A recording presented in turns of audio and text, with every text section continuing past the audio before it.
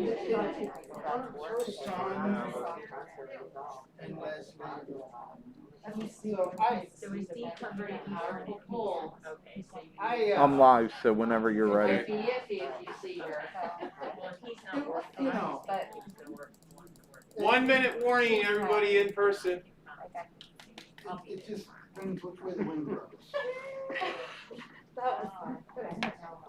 Oh, hello, lawyers. Your potatoes made many people happy yesterday or Friday or yesterday. Patrick gave them out. Very happy about that. Wait, they were my potatoes. I thought it was a secret. You just blew it. I never said it. I just said to people, my generous benefactor. That's all I said. Everybody assumed. I know. As opposed to what they should do, which is one, not make assumptions, and then two, if they asked, I would just say, my generous benefactor. Kim and Kenny grew them. Yeah, but he sells potatoes. You know, he doesn't just donate them. I mean, he does donate potatoes, but he sells them too. Those particular potatoes were purchased by a very generous, handsome young man. His beard is getting shorter and shorter and looking so much better. Alva, would you like to purchase some potatoes to go to the keep? Don't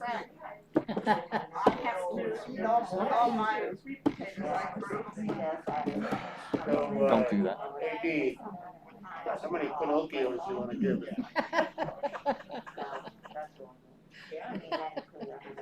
We're starting to take up residence.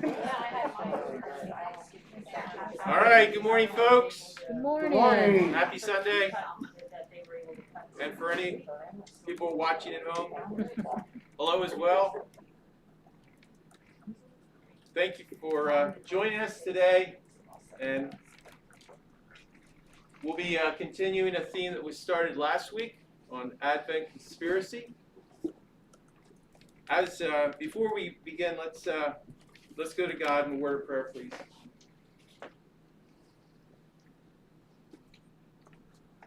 Father God, we give you thanks for this day. We have maybe disappointments about yesterday, and we have no control over tomorrow, and we just give you thanks for this day, and thank you for your presence with us always, and thank you for your presence here right now.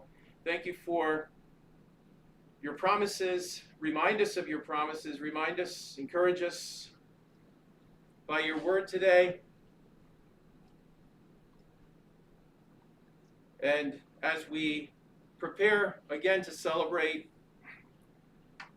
your active coming into this world, to actively redeem us, save us, we give you thanks for that, and help us to, over the next few weeks, to continue to meditate and be encouraged again by your fulfillment of your promise that you won't leave your people alone and that you are our Savior. We thank you for this in Jesus' name. Amen. So, you're thinking about Christmas. Maybe your favorite Christmas song is mine. All I want for Christmas is my two front teeth. My two front teeth. Not Did hippopotamus. anybody, is that really anybody's wish in Christmas past that that's what you wanted for Christmas? What do you want for Christmas?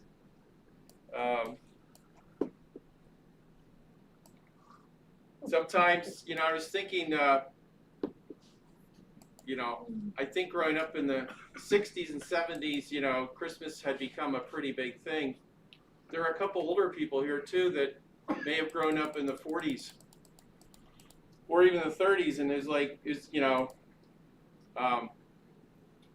I guess, the commercialization wasn't as, there was some, but we're going to be looking at the theme today it's entitled Spending Less.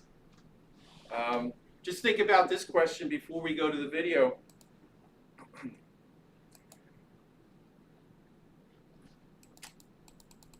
How did you respond, if you can think back, and if there was some kind of a Christmas gift you wanted and you didn't get it? Were you disappointed? How did you respond to the disappointment? Was there a Christmas past where you were really hoping for a specific gift and you got it? And then think about 6 months later, a year later, was it still such a big, big deal 6 months or a year later? What can we learn from these experiences? So last week, the theme was worshiping fully. This week, the theme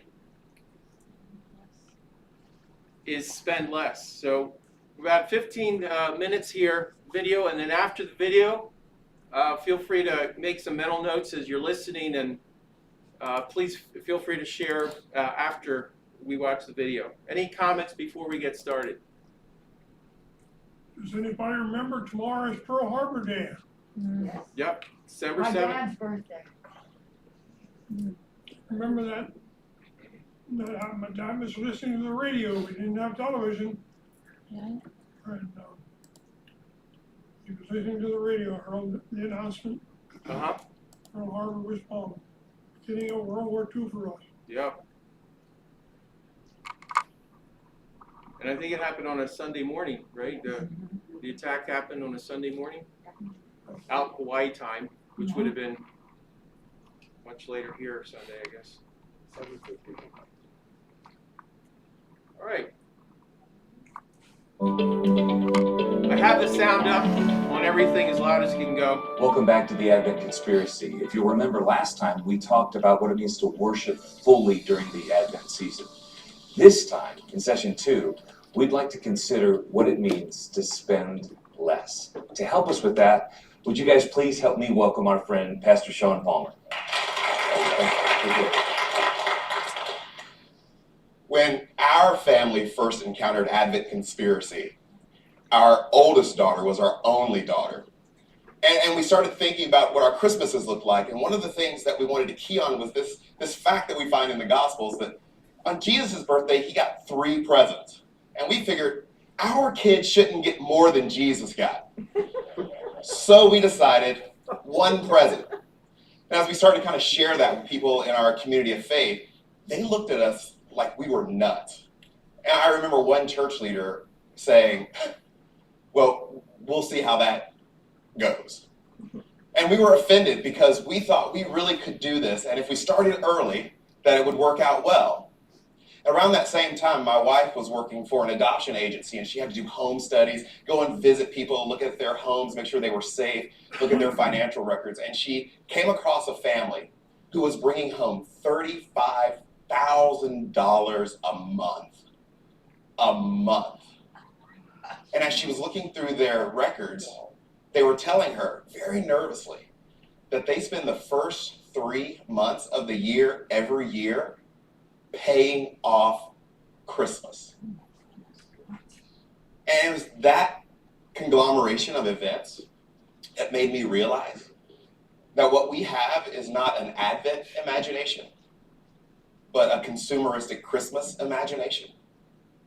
And it wasn't just other people, it was me too, because I really like the idea of spending less, basically because I'm cheap. And I always want to spend less.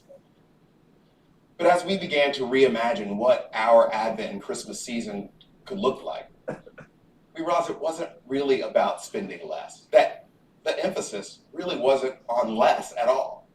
The emphasis was on spending, and how we spent, and why we spent, and to whom did our money go. And so my wife is one of those people for whom Christmas kind of happens all year, in that she buys presents all year. We've had multiple years where she's gotten to Christmas Eve and wrapping gifts, and she can't remember all the places where she's hidden gifts. And so we started to listen to people throughout the year. What were the things that they cared about? And not just wanted because the commercial was on or it seemed new or Apple came out with a new product, but what were the things they cared about in the world? And then how could we help them partner with those things? And so one of the years where we actually spent the most on Christmas was a year when we partnered with other churches, ministries, NGOs, nonprofit organizations around the world to give people the very gifts that we felt like Jesus was trying to bring to people.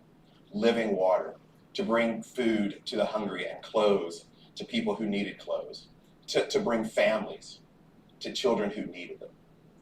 And we went to all of our family and we told them, this is what you're going to get, and we don't like it, and we're fine if you don't like what you're going to get. And what we found was that they were more moved by that than anything that we could have bought in the store. And for years, our children have adopted those rhythms in their own lives. And they think about Christmas as a time where they can partner with other people who are bringing justice and goodness into the world. So one of my favorite stories from the Gospels happens in Luke 14. It's a story that hardly anybody talks about because it's really short. It's only 4 verses. And Jesus is approached by a man with dropsy. And most of us think dropsy is what our clumsy friend has. But that's not it at all. It's something like edema, where your body just fills up with fluid. And you actually have too much fluid. And everybody who's passed like 8th grade biology knows that your body already is mostly fluid. And so it's a good thing. And then you look at the earth and it's mostly water, and that's a good thing. And you think about what none of us do is drink our 8 glasses every day of water, and it's a good thing. Water's a good thing. But you can have too much of it. And a man comes to Jesus in Luke 14, and he's got this condition where he's got too much of a good thing. And Jesus, without any pomp or circumstance, there's no great extended teaching, he just heals the man. And he leaves and goes on his way. When he leaves Jesus, he has less than what he had when he came, because what he had was killing him.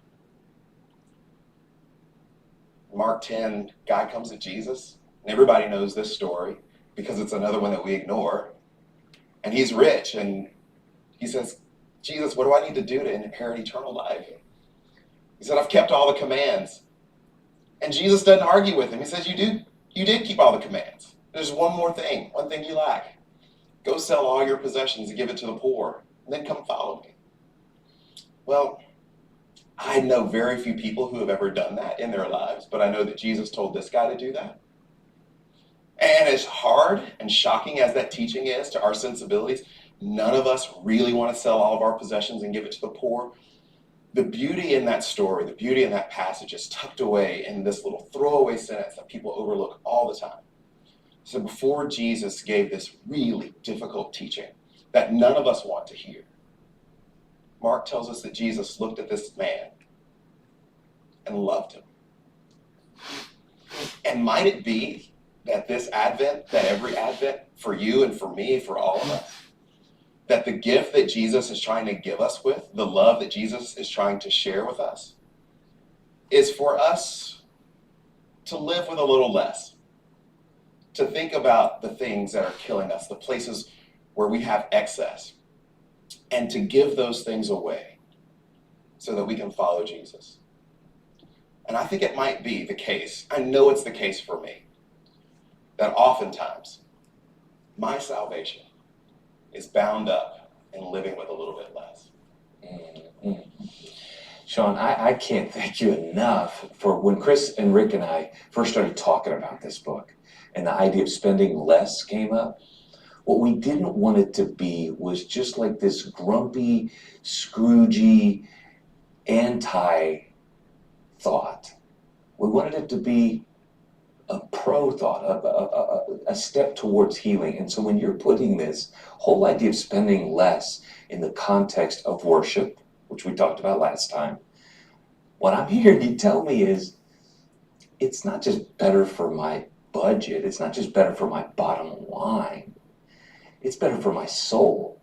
It's life-giving. And then I heard you say it's better for your kids, because the other part of that is so huge when it comes to actually entering the Advent conspiracy, you used the word rhythm. You said this has found its way into the rhythm of my family.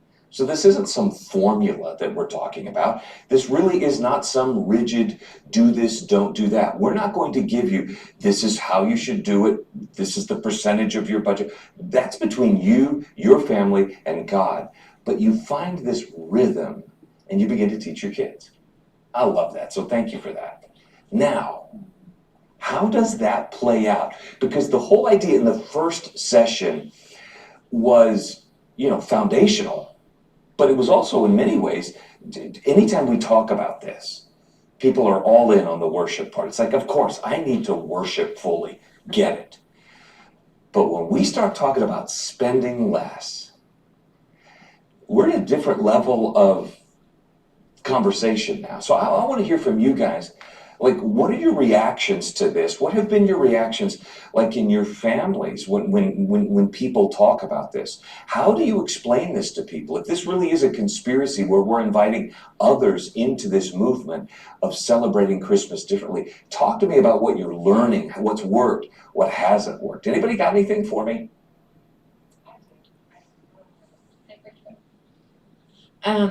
When we first started this, the whole Advent conspiracy thing, it was when my kids were much smaller. And so at first, we were really quick to share in all kinds of ways the idea of worship fully, love more, give more.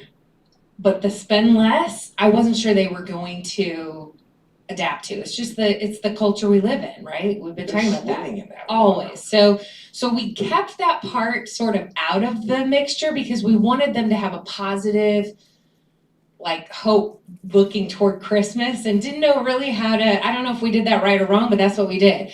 And the hope was that they would have such a different and better experience with it, that they would feel the difference, kind of like you were just talking about. And then on the backside, we can go, now, we spent less. We spent less, but it didn't feel like it, because if you're paying attention to all those things, like you were talking about year round, and you're thinking about what is going to scratch this itch for my kid? What are they interested in? What is God doing in them? What is he creating in them? And you pay attention to those things and the ways that they experience love, because they're all different in that way, then you're just a little bit more intentional about what you give, and it is less money. So on the backside, I think, is when we explained that more to our kids. And of course, now that they're older, they really get it. It's been way more fun. Okay, so now that's a great example. That's one way that a parent would approach this, especially with smaller children.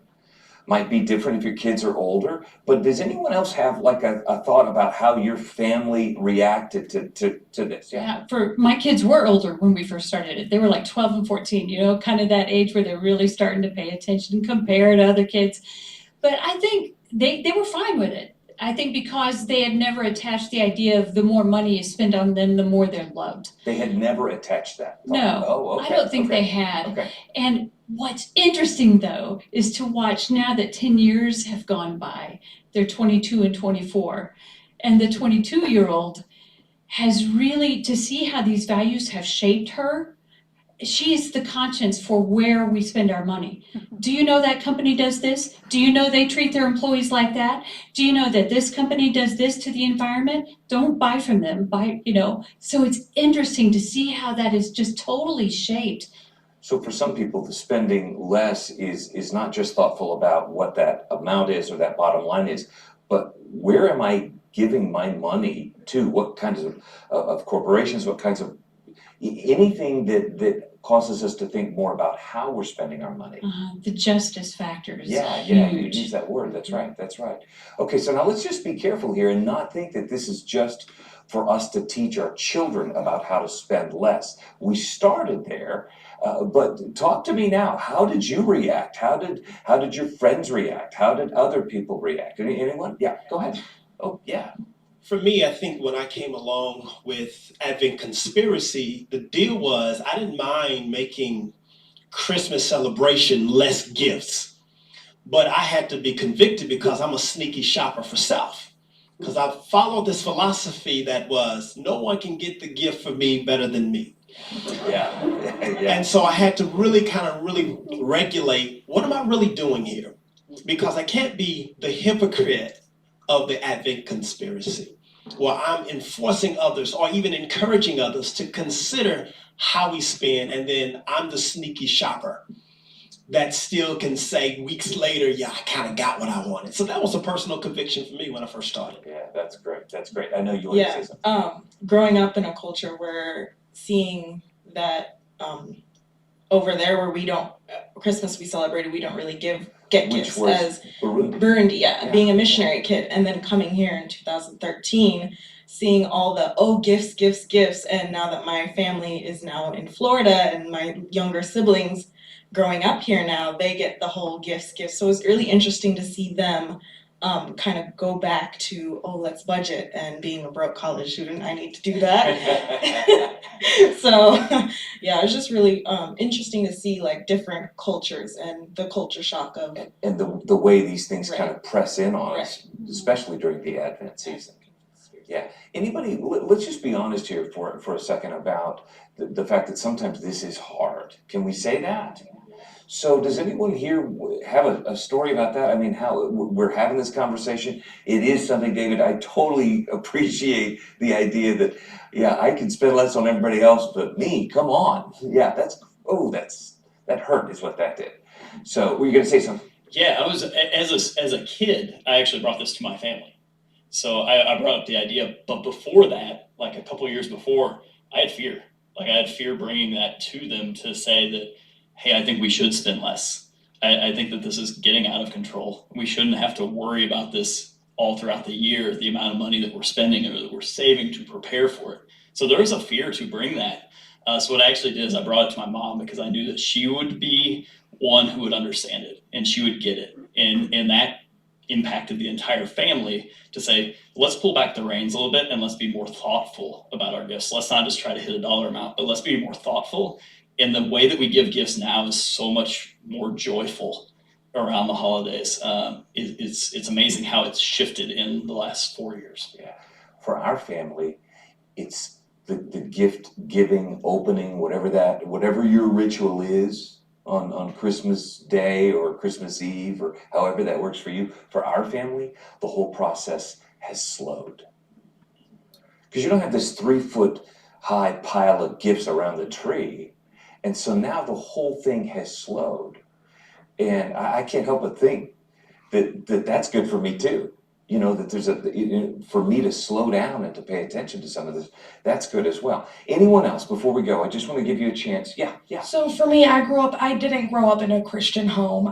We believed, but we didn't like celebrate or do any of that. So they're all in Michigan. So when I moved here and I learned about Advent Conspiracy and who Jesus is, it was just amazing for me. And so I brought it to them because I used to work hours and hours to be able to buy them gifts and send them to them. And so when I told them, I was like, well, how about I buy a plane ticket and come up and just spend the time with you guys instead of sending you gifts. And I remember my little brother was heartbroken. But when I finally got to sit down, have that conversation with him, he was like, well, you know what? That makes sense. Now I get to spend time with you and not just say, hey, look at what my sister bought me. So that was a big thing for me, was to get my family who don't celebrate Christmas the way I feel like it should be, is to have them like kind of see it like, oh wow, like you can spend less and it still does mean something even though we don't have a physical gift. Yes. So is everyone seeing though that the further into this we go, the more it stirs up conversations. And we can talk about the story, we can talk about our hearts, our faith, and we're really intentional about this.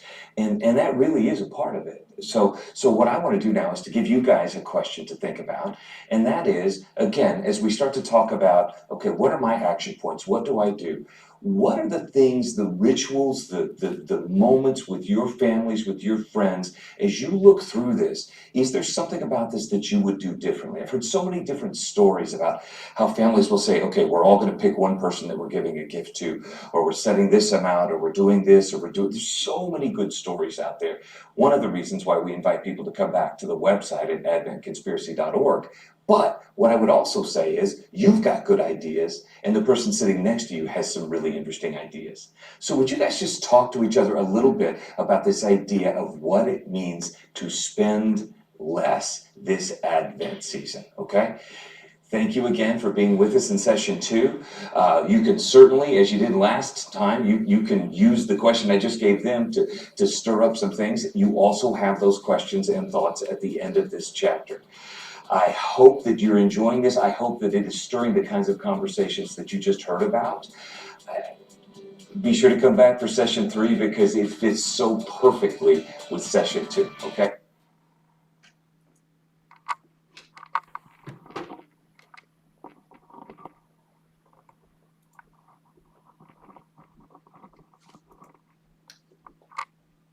All right, the time is now for anybody who wants to, you made some mental notes there. You might want to respond to something that was suggested there. So I'll throw it open at this time for any comments.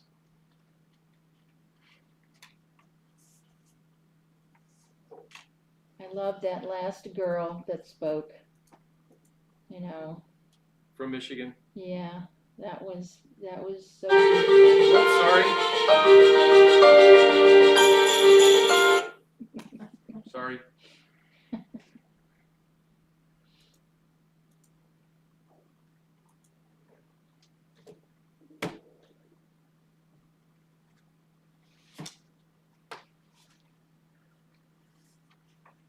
I have something to say. Sure. Well, I was raised in the 50s. I was born in the early 50s. And so I can sort of relate with this because of one of 8 kids. We got maybe 3 gifts. My mother didn't even wrap them. You know, I think you've said, you know, or someone said, I don't remember who. Do you even remember, I think, Rob, did you say that last week at church? We were watching online. Do you even remember what you got? I do remember, because I only ever got 3 gifts. But the thing I remember the most was a bike, and it was from the dump. And my dad, because back in the day, I don't know if you guys remember, you could go to the dump and you could buy stuff. And my sister and I got bikes that my dad painted, and they were under the tree, and that was the best Christmas gift I ever got. And a Patty Play Pal was like this big, you know, they were like, those are the 2 gifts I remember. And so it never bothered me. I mean, that's just the way it was. And as time goes on, you know, it just, but that's, my whole life was like that. We just never got a lottery. And I think as parents, we did it to our children. But I think this is awesome what they're doing. Well, it's just what Rob said this morning, conditioning the rat. We condition our kids. You know, and it's just human nature. You want to do better for your kids. You want your kids to do better than what you did. You want them to have it better than what you did. So we condition them that way, and this is what they end up expecting. You know, they don't know the hard times. They don't, you know, they know the easy times. They know somehow the parents pull it together and do this and do that, you know, and it just keeps getting better and better. So we condition, and this is where we're at today. And I'll just say, when they get done with all the gifts, is there any more? Is there any more? I heard an interesting quote not that long ago, and it was, today we are stealing our children's boredom. The gift of boredom. We're stealing that from our kids, which I think is just so powerful and makes you think a little deeper in that. But I know what you're saying, Jim, because I think of our grandchildren. And in school, does anyone's kids or grandchildren have little shopper shop at the schools? You can buy, the kids can buy a gift for anybody for $1. Well, it's junk. And it breaks my heart every year. And I ask the grandkids, please don't buy me anything. Put the money you're going to buy something for me at church. And I think, gosh, we're teaching our little ones to give just to give, whatever it is. You don't have to put much thought in it. Just you want to have something to give so they can open it. Yeah, yeah. You know, my Christmas tree. But there is such a real tension from the world. Mm-hmm. You know, Black Friday started before Black Friday even happened. Like Black Friday deals were the week before Black Friday. Christmas And- started. They still have them. And you know, even in the midst of COVID, when we're all supposed to be staying home, people are still, I mean, I think Cyber Monday, if I read correctly, was the highest ever, Cyber Monday. Yep. You know, so people still aren't, even the pandemic isn't causing people to spend less, because we have so many other ways we can do it, but it's definitely a tension that you can easily get sucked into. Well, I think though, when you say that even the pandemic isn't, but that is the result of the pandemic. Like, I'm sure that the store sales are way down. Yeah. You know, just people aren't going to the store in person and they're doing it Oh, online. I don't know, go to Hobby Lobby, you can't find the shelves are almost. But they're empty. not stocking the stores like they used to. See, for me, spending less and buying less would be very easy. Okay? But I'm not a shopper. It's his love language. So, That's his love language. but people that enjoy shopping and enjoy buying and stuff, I mean, they're like buying gifts for their own personal fulfillment of going out and doing what they enjoy. I think it'd be very hard for some people to not to buy because they enjoy doing that. For me, it's not, you know. Isn't that one of the love languages? Well, I'm just saying that, you Giving know, gifts. yeah, for me, it wouldn't be hard at all to say, we're not giving gifts. We're gonna give one, you know, whatever, Yeah. that'd be very easy for And I don't me to think do. anybody would be surprised Right, about that. and that's cool. But other people, you know, they are shoppers and they love to shop and they love to give and it'd be very hard for them. So Yeah, I mean, to I'll say, be honest, I enjoy trying to bless my kids with things, surprise them with something I think they'll really like, and like he was saying, you know, You think like study someone- them and, Yeah, you know, somewhere what- along the year, they said something and you catch on to it and you're like, oh. yeah, and then they're like, oh, my mom does listen to me. Yeah. yeah, I'd much rather go out in my shop and make something for somebody. Wonderful. That would be my fulfillment in it all, you know, it's a different, so they get something small, but it's something that I did. But then I'd much rather spend a day in my garage than a day shopping.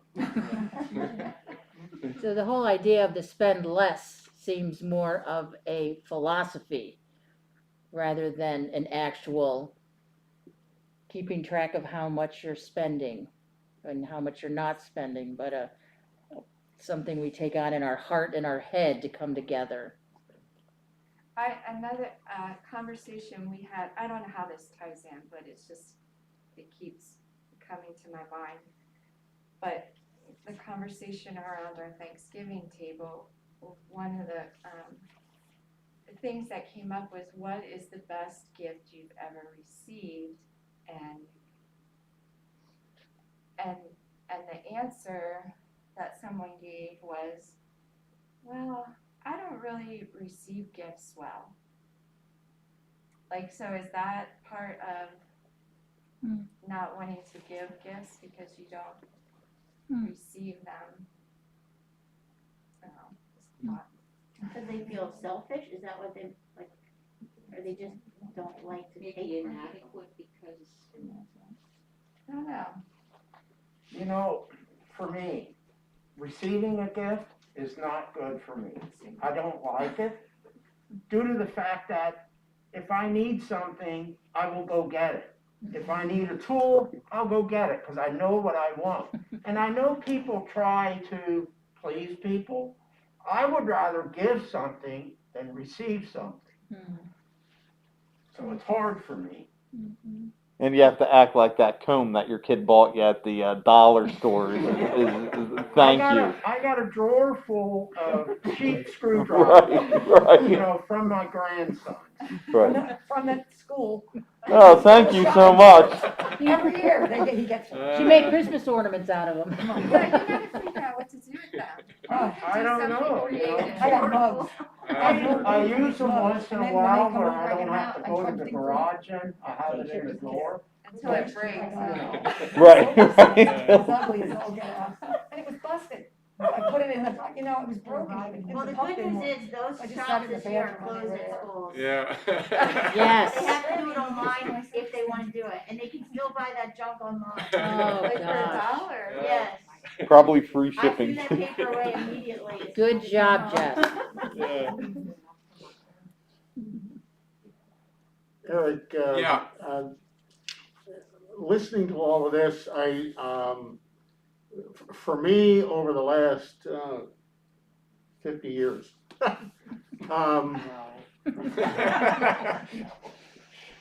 Anyway. I have once a year, I would have the opportunity to go shopping. And I would take a day. I would leave early in the morning, 9, 10 o'clock or so, and I would spend a day shopping. Oftentimes I would get home 4 or 5 o'clock, the trunk full of bags, and what I would do is I would go shopping for my wife. At one time of the year, and I would go home and I would rush everything down into the basement, and I would begin to start wrapping. And so I wrapped presents.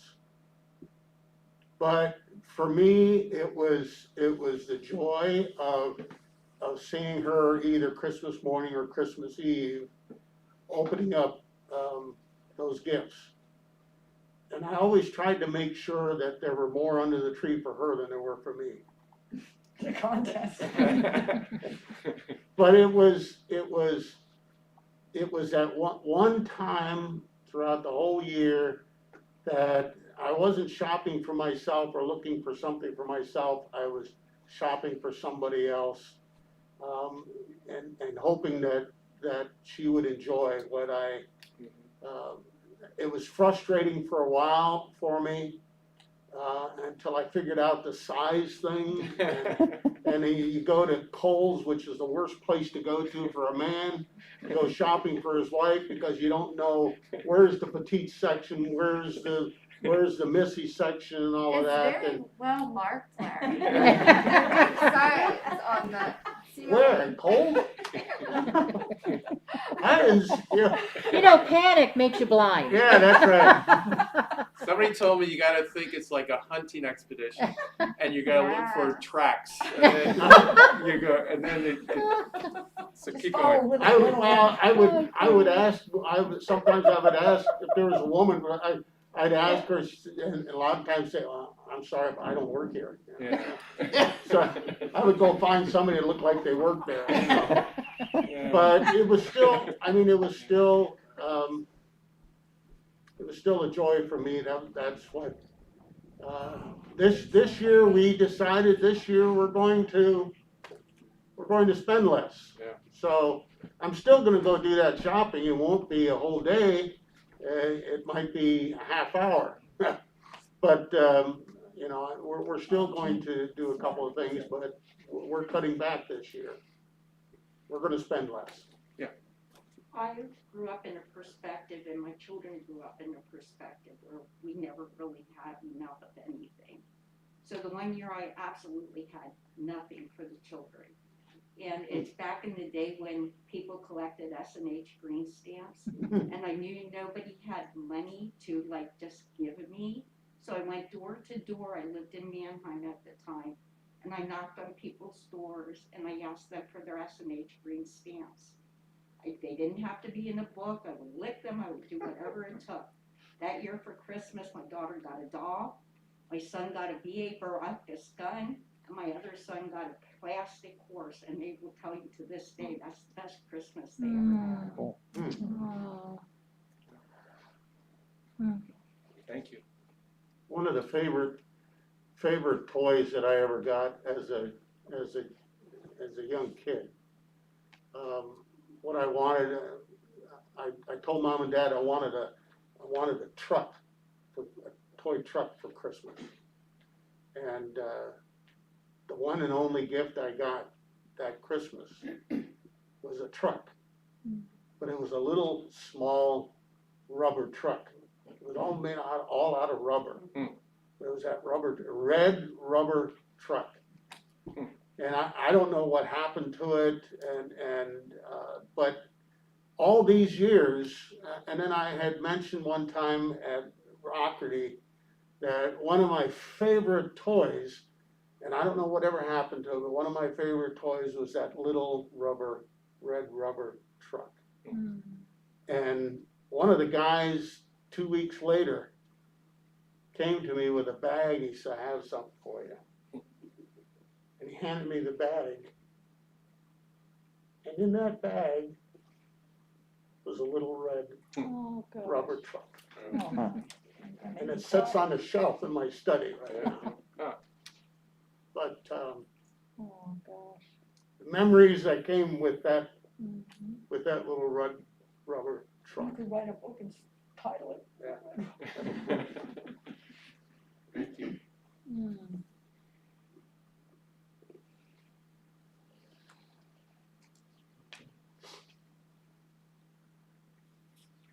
So as we kind of try to bring some closure here as far as I think we'll all admit we do live in a much more consumer media dominated world than 50 years ago. It's there's a commercial last year and I saw it again this year. A guy buys two $70,000 pickup trucks for him and his wife, right? And she wants the red one, or right? Okay, that's probably like 0.0001% of the United States population that can relate to that commercial. He buys sunglasses. Yeah. But I think we need to realize we can become as we filter things, through Scripture and the mind of Christ, that we're supposed to filter things through, and that we're in need of something. I'm in need of something, or or that who I'm giving the gift to is in need of something. And I think we can all relate to people in our lives who had that gift of giving. And as was mentioned earlier, there's a joy in being able to give. From the right mindset and motivation, as they're not seeking more love because they're giving you, they're just out of a heart full of gratitude, they want to give. So we should celebrate people too who give. And we, in the video, did we hear any specific number? No. I mean, and we're all, I think, on that spectrum from, let's just not give any gifts to, or, we're all on that spectrum as far as what we think is appropriate, right? And we all, as individuals and relating to other people in a family, we all have to come to those decisions sort of together. And but the encouragement, I think, is that in our giving, we're giving with, again, an understanding that we have been so blessed, and there is that spiritual principle that if you've been blessed, bless others, right? And that, again, that's relative. I mean, I don't have to be a millionaire to feel like I've been blessed, right? I mean, it's all and understanding the gift that God, the gospel message that God's greatest gift is, again, His Son and our salvation. So,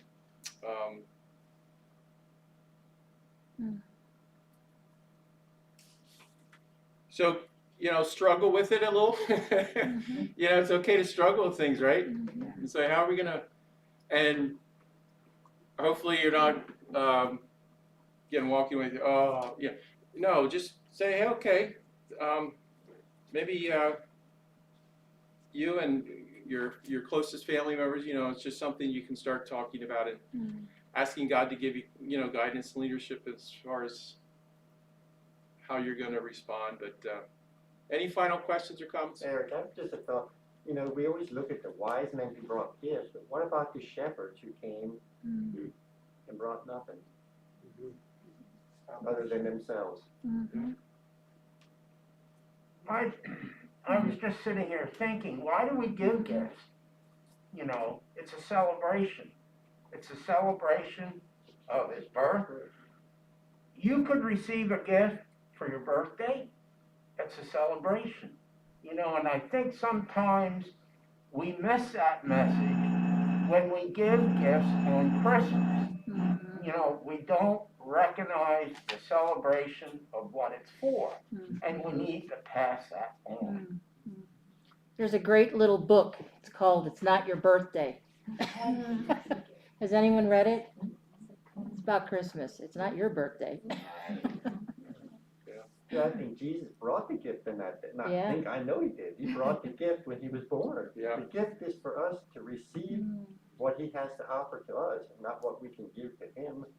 I mean, yes, we can give things, but I think just sitting here listening to us talk, we all talked about what we're giving to each other, but it always comes back to me in the last number of years. What am I giving to him for coming into the world to save me from my sins? Why am I not centered focusedly just on him on that day to celebrate? I have a Redeemer. I have a Savior. I have someone who has forgiven me. What can I offer you, Lord? It's fine to give gifts, but maybe it shouldn't be, my feeling is it should not be on Christmas Day. That day is for me and for the Lord and his gift that he gave to me, and he offers to everybody. It's my thought. Thank you, Kenny.